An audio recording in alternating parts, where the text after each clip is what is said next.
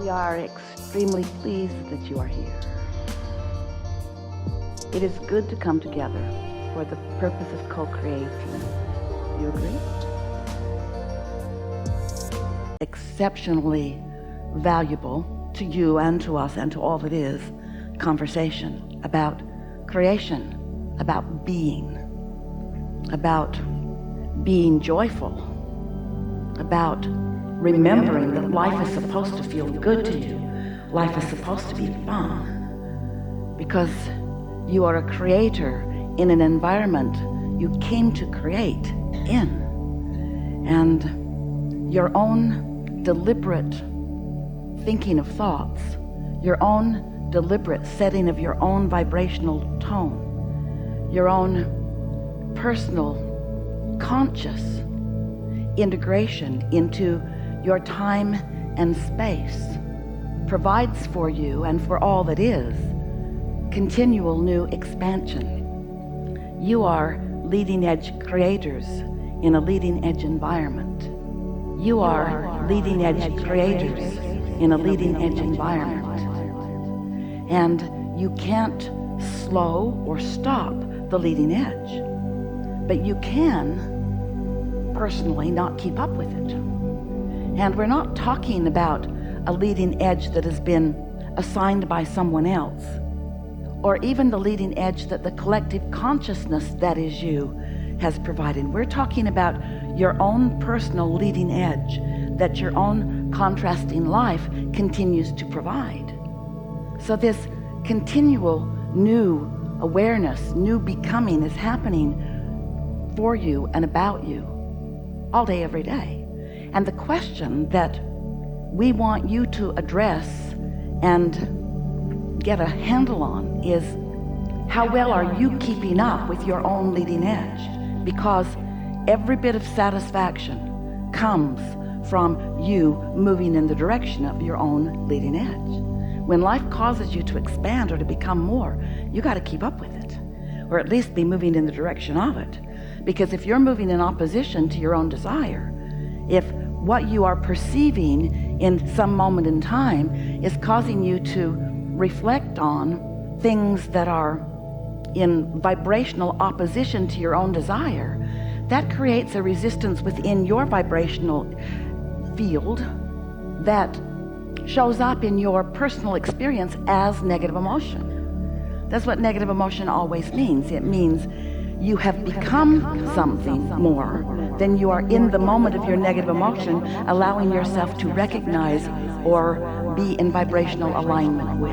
And so that's mostly what we'll be talking about today, how you can keep up with you, how you can move in the direction of who you really are.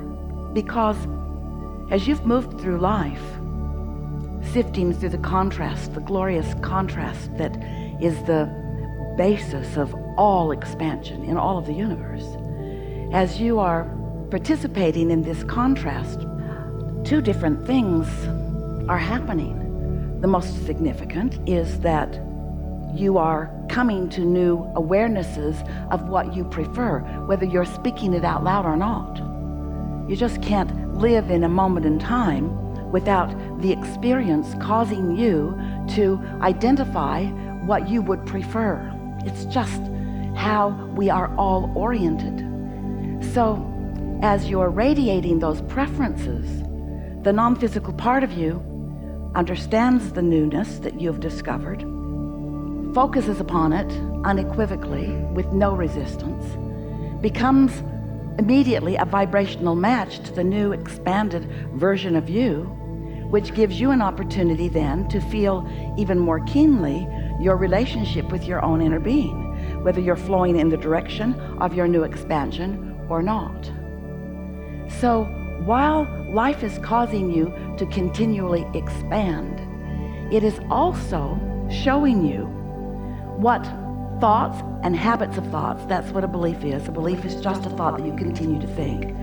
What habits of thought that you're bringing forward with you into your new day and your new day and your new day and your new day that are hindering the newness that you are asking to be. You hold beliefs from past experiences, maybe something that happened to you, maybe something that happened to someone else that you observed, maybe something that happened to your parents or their parents that they told the story often enough that you became a vibrational participant in that story. But what we're getting at is, at the same time that life, your life, is causing you to constantly expand, it's possible, probable, happening all day, every day, that the life that you have lived is holding you back from the expansion because you just keep believing stuff. And by believing it, we mean thinking about it, we mean activating it, we mean introducing it into your right now vibrational point of attraction. Ooh, ooh, ooh. You heard that, didn't you? So if you want something but you believe in opposition to it, your inner being has already become the vibrational equivalent of what you want and is calling you toward it, because there is this vibrational reality where all cooperative components are being gathered, and you are being gathered. You are the launcher of the desire. But if you're continuing to beat the drum of something that is not a vibrational match to what you are asking for, you're introducing resistance, and you can feel it. That's what negative emotion is. And often you do it without even knowing you're doing it. You don't really know across the board what beliefs you currently believe that are in your way. And the reason is because, you might want to write this down, you believe so much in your beliefs. You believe so much in them, and we understand why you believe in them, because when you believe something, you offer a vibration about it and you keep recreating it. So something that happened a long time ago, you keep renewing your membership to. You keep bringing it forward, and so then the memory, which could be very slight or non-existent at this point, is really active and alive because you talked about it today, and you talked about it yesterday, and you talked about it the day before, even though it happened 20 years ago. And so when people encounter you, you're a fresh new person, and if you're like most humans, you're regurgitating a lot of old stuff. So things don't change very much if that's what's going on with you. Oh, different faces in different places, but same old, because you continue to offer these same belief patterns.